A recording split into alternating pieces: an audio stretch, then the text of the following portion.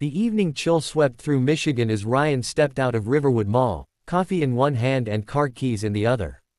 He had just bought a lavender scarf for his mother's birthday, something soft, elegant, and simple, much like his quiet life. At 30, Ryan was the kind of man people trusted but rarely truly knew. He was an engineer, steady, calm, dependable. But those closest to him whispered that a part of his heart had gone missing 12 years ago, along with her. He was walking toward his car when he noticed a girl by the sidewalk, sitting near the trash bins. Her hair was tangled, her face pale, her jeans torn. She held out a tin can as people rushed by, some averting their eyes, others tossing her quick, pitying glances. Normally, Ryan didn't stop. Not because he didn't care, but because he cared too much and couldn't help everyone. But this time, something in his chest twisted. He turned his head, his breath catching. Her face, those eyes, the small scar near her temple, it couldn't be. His voice came out barely a whisper. Melissa. Her head lifted. For a moment, she froze. Recognition flickered in her eyes, followed by disbelief, then tears. The tin can slipped from her hand and clattered onto the pavement. Ryan felt his chest tighten. Melissa. The girl he'd loved. The one who disappeared without goodbye. The one he had spent years trying to forget. He walked closer, his heart pounding. I thought you were dead, he said quietly. Or married. Anything but this. She gave a broken, bitter laugh. In many ways, I did die. Her voice was hoarse, fragile, full of something heavier than pain. Ryan stared at her, torn between anger and heartbreak. Why did you leave, Melissa? You owed me at least the truth. Her eyes glistened as she looked away.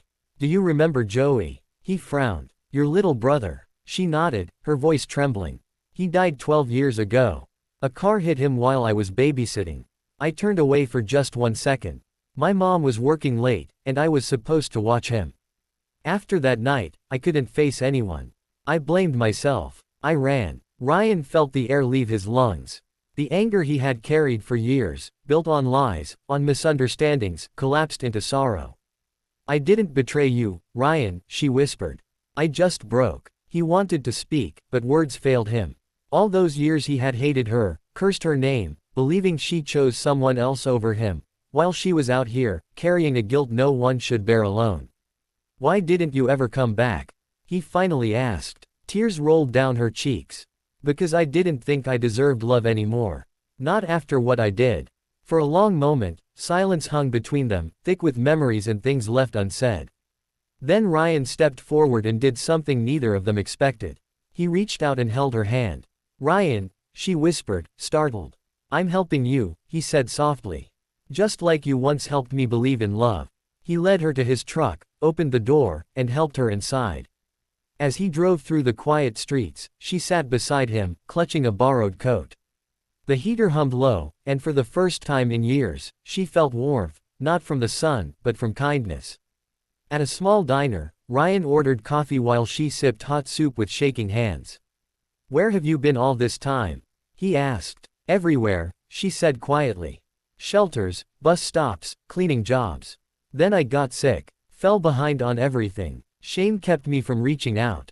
He nodded slowly. You were 16, Melissa. What happened wasn't your fault. You didn't kill Joey, it was an accident. Her lips quivered. I still see his face every night. Ryan took a deep breath and pulled out a small card from his wallet. I have an extra room at my place. Stay there until you get back on your feet.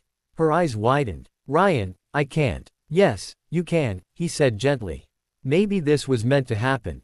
Maybe I was meant to find you today. Her tears fell silently. Why would you do this for me? He hesitated. Because I never stopped loving you. I just buried it under pain. She stared at him for a long moment, then whispered, I don't know if I deserve this. Then don't call it a second chance, he said softly.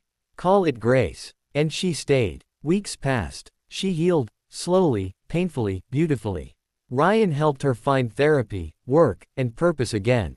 They spent quiet nights talking under the stars, mending what life had broken.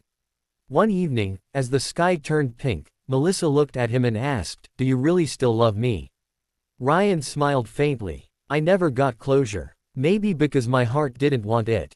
She reached for his hand, her eyes filled with tears. Thank you. He squeezed her fingers gently. For what? For seeing me, she said. And in that silence, something long broken finally healed. Two souls who had been lost in guilt and grief found peace, not in perfection, but in forgiveness.